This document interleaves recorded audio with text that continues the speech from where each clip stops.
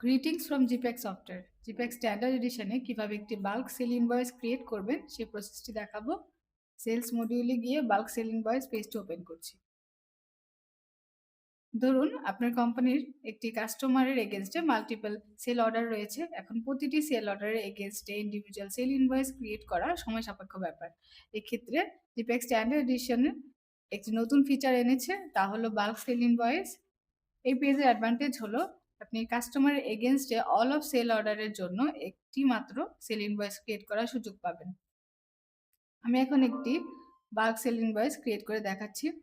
Customer name ফিল্ডে যে সকল কাস্টমারের এগেনস্টে সেল অর্ডার রয়েছে সেই সকল কাস্টমারগুলো এই ফিল্ডে শো করবে। আমি এখান থেকে একটি কাস্টমার সিলেক্ট করে নিচ্ছি। যেই ডেটের মধ্যে আপনি পেমেন্ট রিসিভ করতে চাচ্ছেন সেই ডেটটি ডিউ ডে ফিল্ডে এন্ট্রি করে নিচ্ছি। আমি ধরে নিচ্ছি 30 ডেজ, 30 এন্ট্রি করলাম। লক্ষ্য করুন গ্রিডে অলরেডি এই কাস্টমারের এগেনস্টে যতগুলো সেল অর্ডার রয়েছে সবগুলোই শো করছে, সাথে ডিটেলসও শো করছে। আমি এখন একটি ওয়্যারহাউস নেম সিলেক্ট করে নিচ্ছি। এই ওয়্যারহাউস নেম ফিল্ডে আপনার সেটআপ থেকে যে সকল ওয়্যারহাউস এন্ট্রি করে আসবেন সেই ওয়্যারহাউসগুলোই শো করবে। আমার একটি এন্ট্রি করা ছিল তাই একটি শো করছে। ব্যাচ নাম্বার ফিল্ডে অল অফ ব্যাচ নাম্বারগুলো শো করবে। একটি সিলেক্ট করে নিচ্ছি। যে এমপ্লয়ি এই ইনভয়েসটি হ্যান্ডেল করছেন সে একটি এমপ্লয়ি সিলেক্ট করে নিতে পারেন, কমেন্টসে যে কোনো রিমার্কস অ্যাড করে নিতে পারেন। গ্রিডে প্রতিটি অর্ডারের আইটেম, তার সাথে অর্ডার কোয়ান্টিটি এবং যদি ওই সকল আইটেমের ইনভয়েস করা হয়ে থাকে তাহলে ইনভয়েস কোয়ান্টিটিও শো করবে, সাথে ব্যালেন্স কোয়ান্টিটিও শো করবে। এছাড়া ইউনিট প্রাইস, ডিসকাউন্ট, ভ্যাট সকল ডিটেলসই গ্রিডে পেয়ে যাবেন।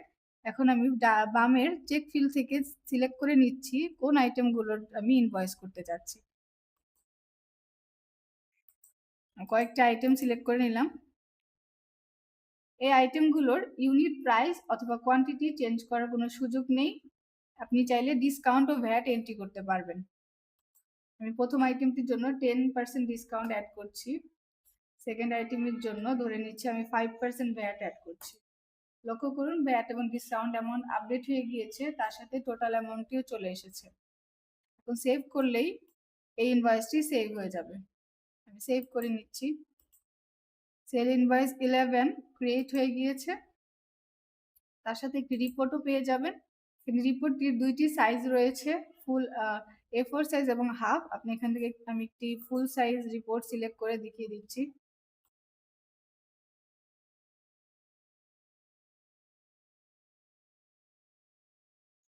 এখন আমি হাফ সাইজের একটি চালান দেখিয়ে দিচ্ছি। এছাড়াও এই সেল ইনভয়েসের মাধ্যমে আপনি বিল বা রিসিভ ভাউচারগুলো দেখে নিতে পারেন। আপনি যদি চান আপনি সেল ইনভয়েসটি ডিরেক্টলি আপনার কাস্টমারকে মেইলের থ্রুতে সেন্ড করতে পারেন, অথবা SMS এর মাধ্যমে ইনভয়েসটি সেল করতে পারেন। আমি ইমেইলের থ্রুতে কিভাবে সেল ইনভয়েস সেন্ড করবেন সেই প্রসেসটি দেখাচ্ছি। ইমেল বাটনে ক্লিক করছি। অলরেডি এই কাস্টমারের যে ইমেলটি ছিল তা চলে এসেছে। আপনি চাইলে সিসিতে অন্য ইমেলও অ্যাড করতে পারেন। সেন্ড ইমেলে ক্লিক করলেই ইমেলটি কাস্টমারসে সেন্ড হয়ে গিয়েছে। আমি এখন মেলটি দেখিয়ে দিচ্ছি। দেখতেই পাচ্ছেন মেলটি অলরেডি এসে পড়েছে, সাথে রিপোর্টটিও অ্যাটাচমেন্টে চলে এসেছে। এছাড়া যদি SMS করতে চান, অর্থাৎ ইনভয়েসটি SMS এর থ্রুতে সেন্ড করতে চান, SMS বাটনে ক্লিক করলে কাস্টমার মোবাইল নাম্বারটি চলে আসবে। এই ক্ষেত্রে আপনাকে অবশ্যই কাস্টমার ক্রিয়েটের সময় ভ্যালিড ইমেল ও ভ্যালিড একটি মোবাইল নাম্বার এন্ট্রি করতে হবে। এই ইনভয়েসটি অলরেডি কাস্টমারের ফোনে সেন্ড হয়ে গিয়েছে SMS এর মাধ্যমে। এভাবে আপনি চাইলেও পেপারলেস ওয়েতে কাস্টমারকে সেল ইনভয়েসগুলো সেন্ড করতে পারবেন।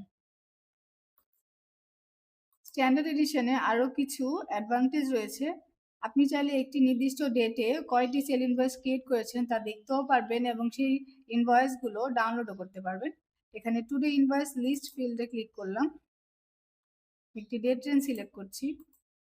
এই ডেট রেঞ্জের অল অফ সেল ইনভয়েসগুলো শো করছে। আমি একটি সেল ইনভয়েস ওপেন করে দেখাচ্ছি। আমি যে সেল ইনভয়েসটা ক্রিয়েট করেছিলাম অর্থাৎ সেল ইনভয়েস 11 তার সকল ডিটেলস এখানে চলে এসেছে। আপনি চাইলে ডাউনলোড বাটনে ক্লিক করলে এটি PDF ফরম্যাটে ডাউনলোড হবে। এছাড়াও এক্সপোর্ট বাটনে ক্লিক করলে PDF, এক্সেল ও ওয়ার্ড ফরম্যাটেও ডাউনলোড করে নিতে পারেন।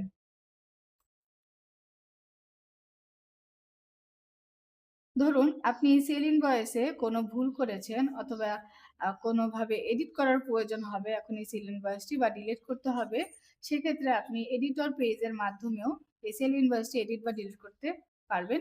এখানে একটি বিষয় মনে রাখতে হবে, যদি অথরিটি থেকে আপনার এই এডিটর পেজের পারমিশন দেওয়া হয় তখনই শুধুমাত্র আপনি এডিটর পেজটি অ্যাক্সেস পাবেন। আমি এডিটর পেজে চলে যাচ্ছি। দেখুন সেল ইনভয়েসটি শো করছে। এখানে প্লাস আইকনে ক্লিক করলে এডিট ও আপডেট করার বাটন চলে এসেছে। আপনি এখান থেকে quantity, unit, unit price, discount ও ভ্যাট এডিট করতে পারেন। ধরুন আমি প্রথম আইটেমটির জন্য 5% ভ্যাট এড করলাম। দেখুন অটোমেটিক ভ্যাট অ্যামাউন্টটিও আপডেট হয়ে গেছে, তার সাথে টোটাল অ্যামাউন্টও আপডেট হয়ে গিয়েছে। এখন আমি আপডেট বাটনে ক্লিক করছি। লক্ষ্য করুন এই ইনভয়েসের ভ্যাট অ্যামাউন্টটি আপডেট হয়ে গিয়েছে। এখন আপনি চাইলে যদি ডিলিট করার প্রয়োজন পড়ে ডিলিট ভাউচার বাটনে ক্লিক করে ডিলিট করতে পারবেন। এক্ষেত্রে ডিলিট করার একটি রিজন সিলেক্ট করতে হবে।